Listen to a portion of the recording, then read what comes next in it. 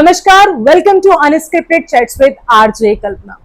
एक इंसान अपने जीवन में बहुत कुछ करना चाहता है, लेकिन हर कोई अपने सपनों को पूरा नहीं कर पाता। कुछ लोग अपने सपनों को हकीकत में बदल लेते हैं और कुछ लोग जो मिल जाता है उसी को हकीकत मान के जीने लगते हैं।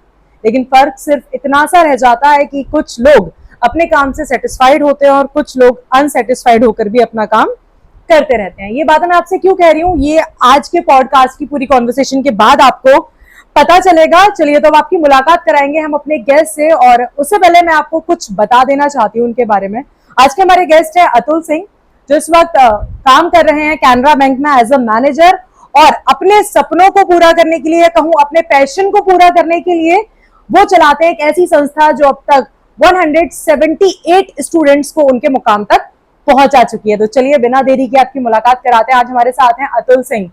Welcome to unscripted chats with RJ Kalpana. बहुत बहुत धन्यवाद। तो मैंने सही बताया आपके बारे में जितना मुझे मालूम था, और बाकी हम इस पूरे पॉडकास्ट के कॉन्वर्सेशन में जानेंगे। तो सबसे पहले मैं एक टीचर से बात करूं आज या एक बैंक मैनेजर से बात करूं? मुझे लगता है दोनों से ही बात करनी पड़ेगी। वास्तविकता में तो अतुल सिंह से बात करनी पड़ेगी, बिल्कुल, और टीचर बाद में रहेगा वो। अच्छा, आपके अंदर कहते हैं ना कि जब हम कुछ बन जाते हैं तो उस चीज को हम अपनी पर्सनालिटी में कैरी करते हैं। आप अपनी पर्सनालिटी में ज्यादा क्या कैरी करते हैं? शायद टीचर कैरी करता हूँ। टीचर अच्छा है ना कि हम कुछ सीखते रहते हैं, सिखाते रहते हैं, वो चीज ज्यादा बेटर होती है। तो सबसे पहले मैं आपसे ये जानना चाहूंगी कि पढ़ाई करने के बाद हर किसी का ये रहता है कि अब हमें सेटल होना है और जॉब चाहिए।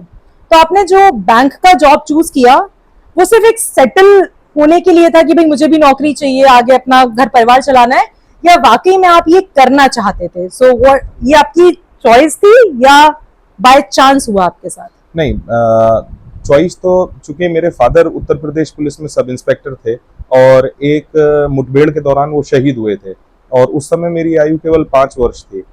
तो बचपन से ही मैं अपने रिश्तेदारों से, सभी से एक ही चीज सुनते हुए आ रहा था कि दरोगा जी, दरोगा जी। और जब मैं छोटा था तभी से वो लोग मुझे दरोगा जी बोलते थे। तो मेरे दिमाग में ना तो शिक्षा थी, ना ही कोई ड्रीम जॉब था। केवल एक ही चीज थी कि आफ्टर ग्रेजुएशन, जैसे ही मेरा ग्रेजुएशन पूरा होगा, मुझे दरोगा बन जाना है। लेकिन जब मैं उसमें किसी कारणवश वो सारी चीजें, प्रक्रियाएं नहीं हो पाई, 2-4 वर्ष बीत गए, तब रोजगार परक होने के लिए जो माध्यम मैंने चुना उसमें बैंक था। और मैं कहूँगा कि बैंक ने मुझे वो अवसर दिया जो मैंने कभी नहीं सोचा था। ये है। तो कह सकते हैं कि जिम्मेदारी के तहत आपने अपनी जॉब को चूज किया, लेकिन अब आप अपनी जॉब को बेहद पसंद करते हैं और ये हम सब जानते हैं जी। अच्छा, माना जाता है कि आज भी सोसाइटी में ये चीज है और आज भी पेरेंट्स इस चीज को बहुत फॉलो करते हैं कि हमारे मार्क्स अगर बहुत ज्यादा आते हैं, वी आर सिक्योरिंग 90% और 90+, तभी माना जाता है कि एक बच्चा बहुत ब्राइट है और उसको सीधे आपके करियर में सक्सेसफुल होने से कनेक्ट किया जाता है। आप इस बात से कितना सहमत हैं? मैं बिल्कुल सहमत नहीं हूँ। मेरा मानना है कि आप अपनी महत्वाकांक्षाएं और अपनी चीज़ों को बच्चों पे बिल्कुल लादने की कोशिश ना करें। सबसे पहली चीज़, 98%, 95% ये एक प्रतिशत हो सकता है, वो बच्चा इस बात की पुष्टि करते हैं कि जो उसकी एकेडमिक्स है वो उसमें स्ट्रांग है। लेकिन जीवन में सफल होने के लिए केवल और केवल एकेडमिक्स में स्ट्रांग होना नहीं होता। उस बच्चे को सोशली भी स्ट्रांग होना होता है, मेंटली भी स्ट्रांग होना होता है। वो तभी हो सकता है जब वो सारे फील्ड्स को जानेगा। तो मेरे लिए परसेंटेज का महत्व उतना नहीं है। और मुझे लगता है कि सर्वाइवल के लिए किसी चीज़ को लेना, बिजनेस शुरू करना, नौकरी करना, किसी भी रोजगार पर जीविकोपार्जन के साधन के लिए परसेंटेज एक एंट्री गेट हो सकता है, एक एंट्री कार्ड हो सकता है, उससे अधिक कुछ नहीं। उसके बाद बावजूद जो सारे आपके स्किल्स हैं, जो आपने अपने समाज से, अपने परिवार से, अपनी चीज़ों से, अपनी शिक्षा से, इन चीज़ों से सीखा है, वो बहुत काम आता है। बिल्कुल, बिल्कुल सही बात है। अच्छा, एक चीज और मैं यहाँ जानना चाहूंगी कि मैंने शुरुआत में जिक्र किया था कि कुछ लोग अपने सपने पूरा कर लेते हैं और कुछ को जो मिलता है उसी को हकीकत मान लेते हैं। आप किस तरीके से देखते हैं अपने आज अपने आप को, जहां आप हैं, आप इतने कामयाब हैं, तो आप अपने आप को किस श्रेणी में रखना चाहेंगे? कामयाब और सफलता, अगर मैं अपने आप को कामयाब या सफल मानने लगूं तो निश्चित तौर पे ये एक अहम का परिचायक होगा। तो कामयाब और सफल तो नहीं कहेंगे, लेकिन हाँ, ईश्वर का आभार प्रकट करेंगे कि जो भी उसने प्रदान किया वो मेरी क्षमताओं से अधिक प्रदान किया। मैंने इतना कभी नहीं सोचा था ना। मेरे हाई स्कूल में बहुत कम परसेंटेज है, और सीबीएसई बोर्ड में उस परसेंटेज को आज की डेट में तो अधिकांश पेरेंट्स बहुत नाराज हो जाएंगे मेरे, क्योंकि 58% मार्क्स हैं केवल 10th में, हाँ और 12th में भी मैं, फिर वो भी मैं डिस्टेंस एजुकेशन से मैंने 12th किया। जी। तो मुझे लगता है कि जो मुझे मिला है मैं तो इसमें बहुत संतुष्ट हूँ। और हाँ, लेकिन संतुष्टि के भाव के साथ साथ ग्रोथ कभी नहीं रुकनी चाहिए, उसमें उत्तरोत्तर हमें प्रगति करने के लिए अपने काम करते रहना चाहिए। तो मैं इस बात से कहूंगा कि कामयाब नहीं मानूंगा, लेकिन हाँ, कामयाबी की राह पे चलना मैं पसंद करूंगा। अच्छा, जॉब मिल गई, सेटल भी हो गए, आई थिंक वहीं बहुत से लोग उसी जगह पे रुक जाते हैं, बट फिर आपने सोचा कि कुछ और हमें करना है and then you get idea. तो आपने अविरल धारा की शुरुआत करी, इसके बारे में थोड़ा सा मैं जानना चाहूंगी कि ये आइडिया आपको कहाँ से मिला, या आपको ऐसा क्यों लगा कि मुझे ये सब करना चाहिए? अविरल धारा के विषय में मैंने कभी कोई संकल्पबद्ध नहीं था कि मुझे कोई ऐसा काम करना है, या ऐसा कोई मेरा दृढ़ निश्चय नहीं था। जी। मैं बैंक की तैयारी कर रहा था और मेरे साथ में मेरे 6 साथी और तैयारी कर रहे थे, और हम सभी एक इंस्टीट्यूट में पढ़ाते भी थे। तो मेरा चयन हो गया, उन लोगों का नहीं हो पाया, वो परेशान थे, लेकिन वो अपने अपने विषय में अपने अपने सब्जेक्ट में दक्ष थे। तो फिर मैंने उन सभी लोगों को जोड़ा, और फिर एक दूसरे के साथ उनकी स्किल्स और नॉलेज को शेयर करवाया, और एक एक चीज़ों को सबका अच्छा अच्छा लेके दूसरे को प्रदान करना शुरू करवाया। इस प्रक्रिया में पता चला कि 3 महीने में उन सभी 6 लोगों का हो गया, सिलेक्शन हो गया जी। और उसके बाद लोकप्रियता बढ़ी। बहुत बच्चे आने लगे कि हमें तैयारी करवा दो, हमें तैयारी करवा दो। मुझे इस काम में आनंद भी आने लगा। और एक और चीज़ होती है कि इंस्टीट्यूट जो कमर्शियल इंस्टीट्यूट है, वो भी पढ़ाते हैं, अच्छा पढ़ाते हैं, और लेकिन बहुत सारे बच्चे, वो केवल उनके लिए जब एडमिशन लेने आएंगे तो वो किसी को मना नहीं करते कि आप का नहीं हो करेक्ट पाएगा, करेक्ट करेक्ट। या ये आप इस कहीं और सोचिए, ये वाली काउंसलिंग नहीं। लेकिन हमने इस वाली काउंसलिंग को भी इसमें शामिल किया, और धीरे धीरे चीज़ें चलना शुरू हुई। जब हमें आगे चल के ज़रूरत महसूस हुई, तो 2014 में हमने इसका फिर एक नाम रखा अविरल धारा। अविरल धारा नाम के पीछे या, अ, क्या वजह थी, या it was just click in the mind, या कोई खास वजह से नाम रखा गया? शुरुआत में जब नाम रखने की बात आई तो सभी बच्चों ने इसका नाम अतुल्या रखा, ओके। और फिर मुझे लगा कि ये व्यक्तिगत है, और हाँ। मैं चाहता हूँ कि जो चीज़ समाज को प्रदान करने वाली है वो करेक्ट व्यक्तिगत ना हो, करेक्ट। और लोग इससे कनेक्ट नहीं कर पाएंगे। और अविरल धारा एक सुंदर शब्द है, इसका सुंदर अर्थ है। ऐसी धारा, हम लोग आज हैं, कल नहीं होंगे, लेकिन धारा निरंतर बहेगी। वही। मैं नहीं बहाऊंगा, कोई और बहाएगा। अच्छा, जॉब भी करते हैं आप, साथ में अविरल धारा भी चलाते हैं, क्या एक ऐसी चीज है जो आपको मोटिवेट रखती है ये सारे काम करने के लिए, सारी चीजें मैनेज करने के लिए? बिल्कुल भी, वो तो बिल्कुल भी नहीं है कि मैं समाज की सेवा या दुनियादारी। लेकिन हाँ, इतना जरूर कहूंगा कि मुझे अविरल धारा वाले काम में बहुत आनंद आता है, जी। और मैं स्वयं को प्रसन्न रखने के लिए, खुद को बहुत अच्छा महसूस कराने के लिए ये सब करता हूँ। मेरा कोई लक्ष्य नहीं है कि मुझे 500 बच्चों का चयन कराना है या 200 बच्चों का, और ऐसा कोई लक्ष्य नहीं है। और अच्छा लगता है इसलिए करता हूँ। और बैंक ने मुझे जीविकोपार्जन का साधन दिया, तो जब भी कभी ऐसी बात आती है कि दोनों के दायित्व तो एक समय पे टकराते हैं, तो पहले जीविकोपार्जन के साधन का दायित्व का निर्वहन होगा, उसके बाद अविरल धारा का। अच्छा, समाज सेवा को आप किस पॉइंट से देखते हैं? ये हर किसी की एक जिम्मेदारी है, या लोग आजकल शौक के लिए करते हैं और फिर नाम के आगे सोशल वर्कर लिख लेते हैं? अगर किसी व्यक्ति को अपने नाम के आगे समाज सेवक वो लिख रहा है स्वयं में, तो मुझे लगता है कि ऐसा व्यक्ति नहीं होना चाहिए। हम अपने नाम के नीचे कभी मानव नहीं लिखते, क्योंकि हम वो ऑलरेडी होते हैं। करेक्ट इसी करेक्ट। तरीके से समाज सेवा कोई कहने दिखाने की चीज नहीं है।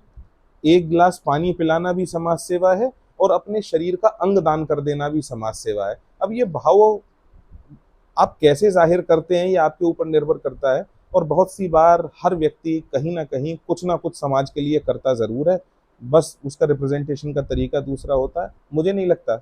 और यदि कोई वास्तविक समाज सेवी है तो उसको समाज कहे समाज सेवी, वो स्वयं को कभी समाज सेवी ना कहे। Correct correct. बिल्कुल। तो आज का जो समय है वो एक डिजिटल दौर है, हर चीज़ सोशल मीडिया पे हम देख लेते हैं, हर चीज़ हमें सोशल मीडिया पे आसानी से मिल जाती है, यहाँ तक कि हम शॉपिंग भी करते हैं, हम पढ़ाई भी ऑनलाइन करते हैं।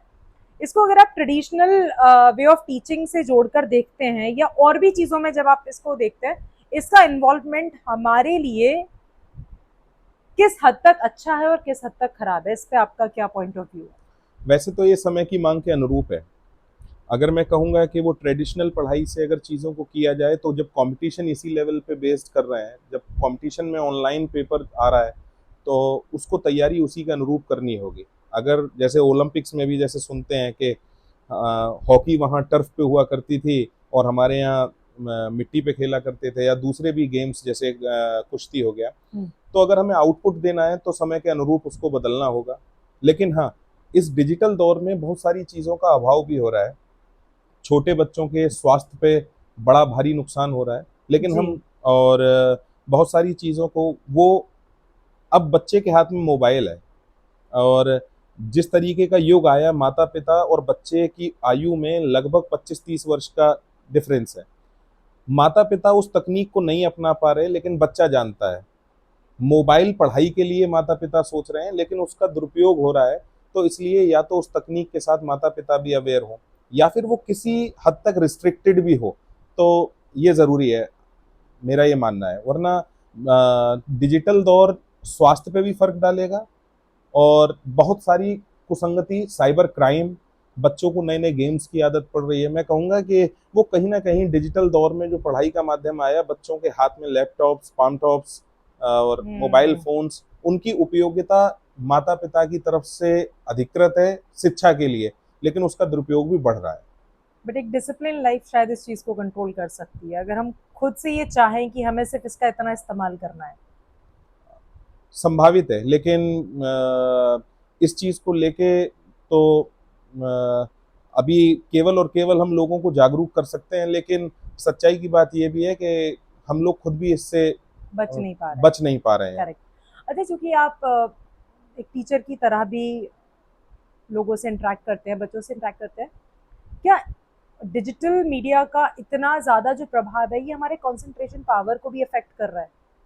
हम बहुत ज़्यादा देर तक फोकस नहीं कर पाते हैं, बहुत जल्दी डिस्ट्रैक्ट हो जाते हैं चीज़ों पे। ये तो एक कहना चाहिए कि हम अपना पेशेंस खो रहे हैं, जी। इसमें कोई शक नहीं है कि सबसे पहले अगर हम किसी चीज़ को देख रहे हैं, पहले किताब पढ़ते थे, वो किताब में 1000 पन्ने होते थे, 1200 पन्ने होते थे, 100 पन्ने होते थे। तो ये एक पेशेंस को दर्शाता है कि आपने उसको पहले पन्ने से शुरू किया है, आप 100 में तक जाने को तैयार हैं। आज के समय में व्यक्ति अगर कोई चित्र भी देख रहा है, कोई रील्स देख रहा है, कोई स्टोरी देख रहा है, तो सबसे पहले वो उसको टाइम देखता है उसका, कि ये हाँ। कितनी बड़ी है। अगर उसको दिखाई दे जाता है जैसे ही कि ये 2-4 मिनट की है, वो उसको स्किप कर देता है। इवन आपने देखा कि 1 सेकंड की रील की लोकप्रियता भी बहुत बढ़ रही है।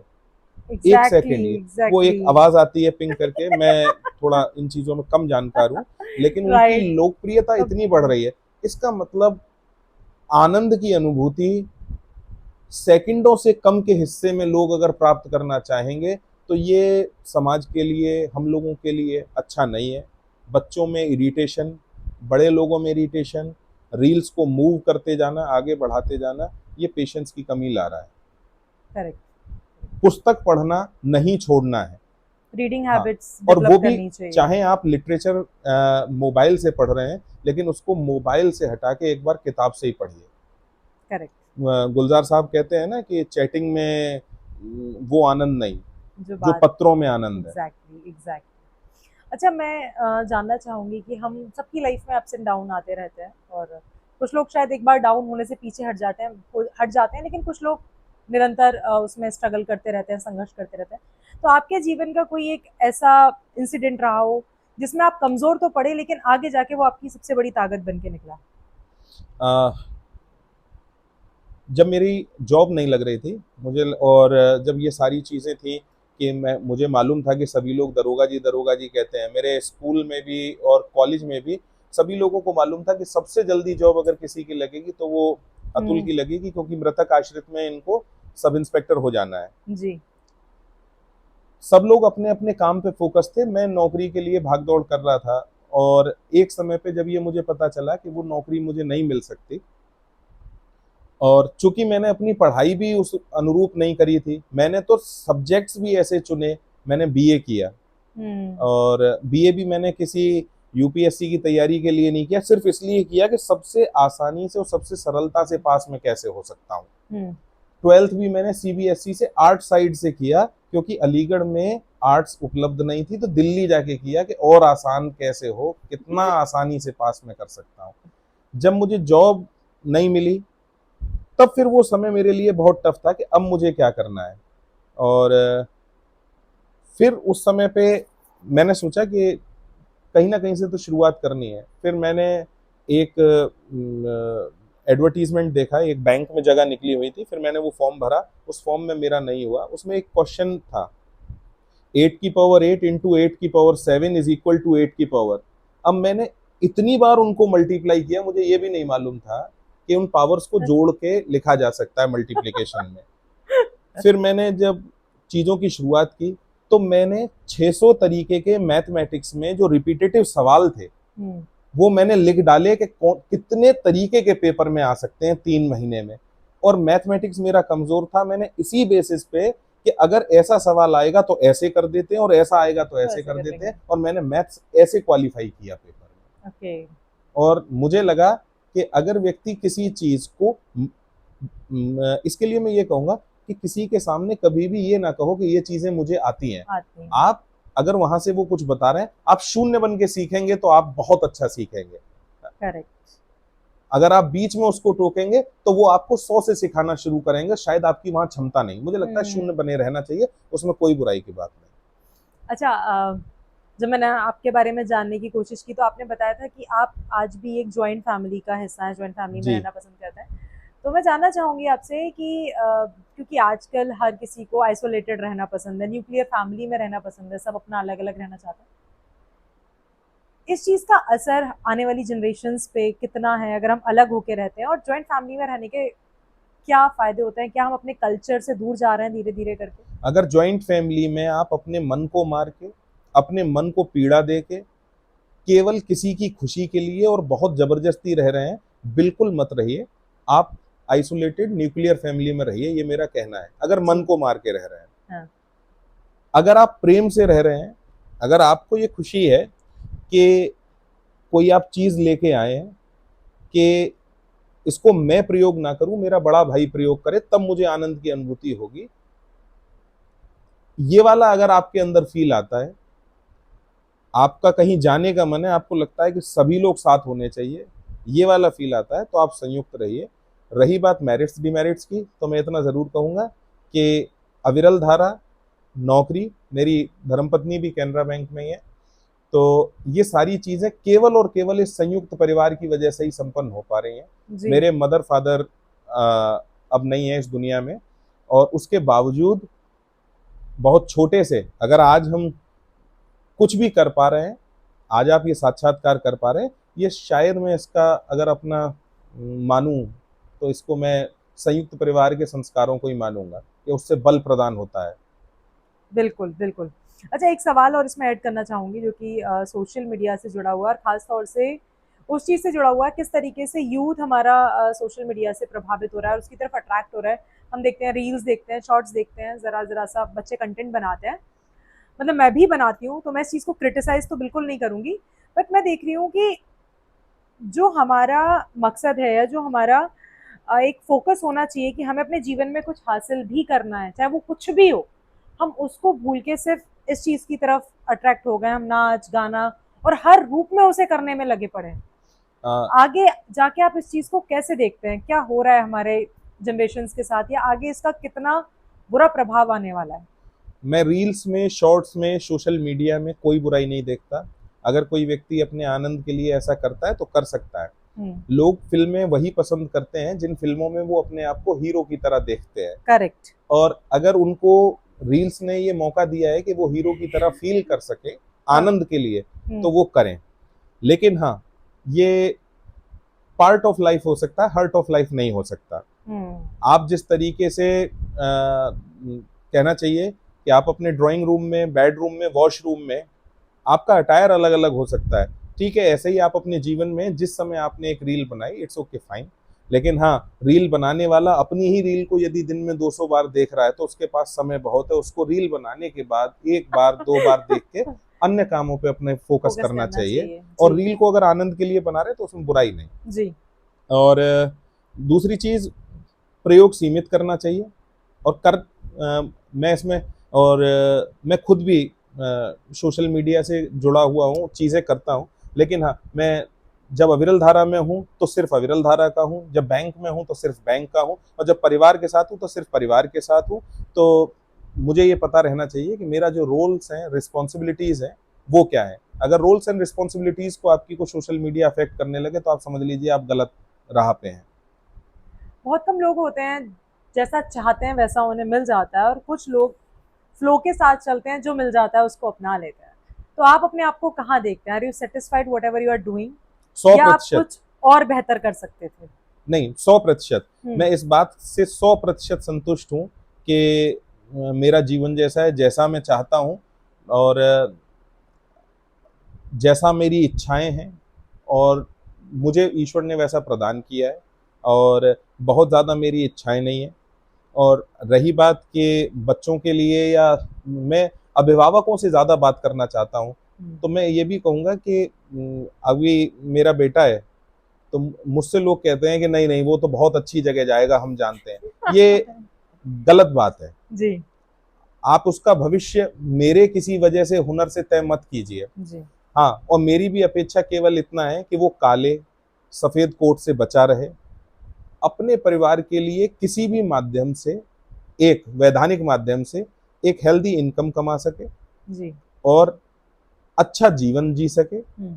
अपने संस्कारों के साथ जुड़ा रहे, अपनी रिश्तेदारियां चला सके, और हमें हमारे मूल्यों के साथ अपने साथ रख सके। अब वो चाहे ये जिलाधिकारी बन के रखे, अब वो चाहे एक शॉपकीपर बन के रखे, मुझे इन दोनों में कोई गुरेज नहीं।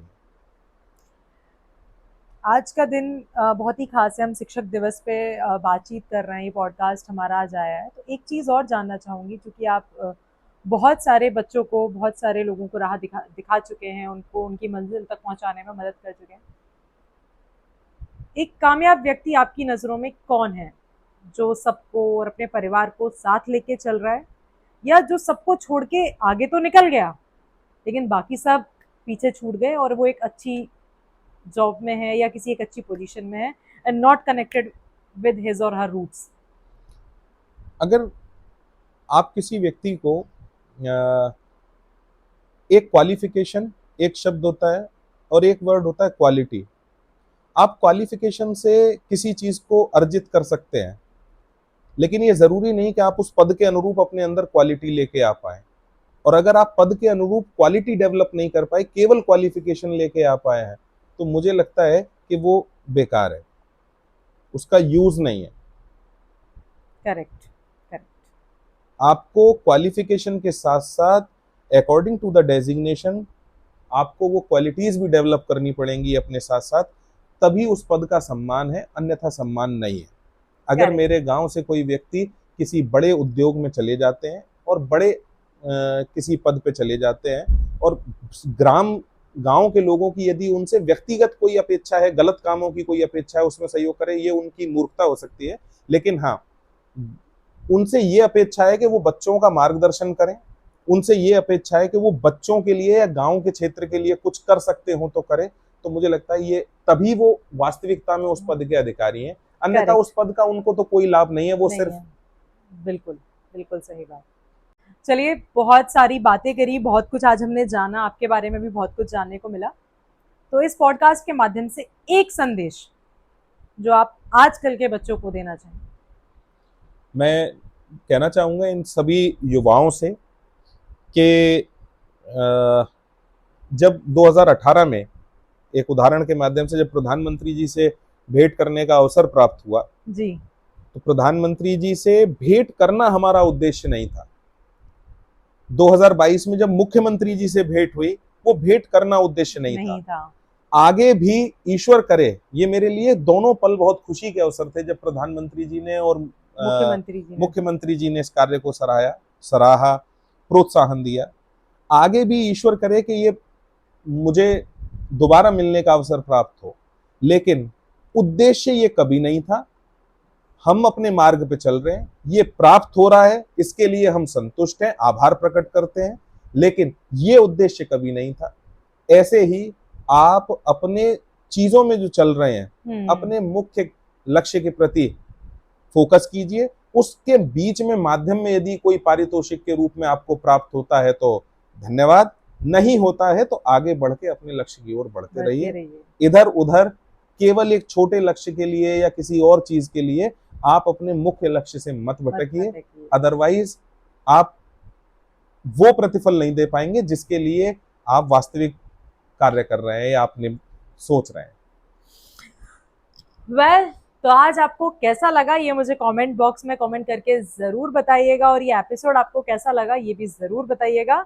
तो मैं अब धन्यवाद देना चाहूंगी। Thank you so much for your time and thank you so much for the information you shared with us. तो आज हमारे साथ इस पॉडकास्ट के एपिसोड पर थे अतुल सिंह जी, जिनके बारे में आज हमने बहुत कुछ जाना। और बाकी आप फीडबैक मुझे कमेंट बॉक्स में कमेंट करके बता सकते हैं। मिलते हैं नेक्स्ट एपिसोड में नेक्स्ट गेस्ट के साथ। देखते रहिए आप और मिलते रहिए इस पॉडकास्ट के जरिए। This is unscripted chats with RJ Kalpana. Thank you so much.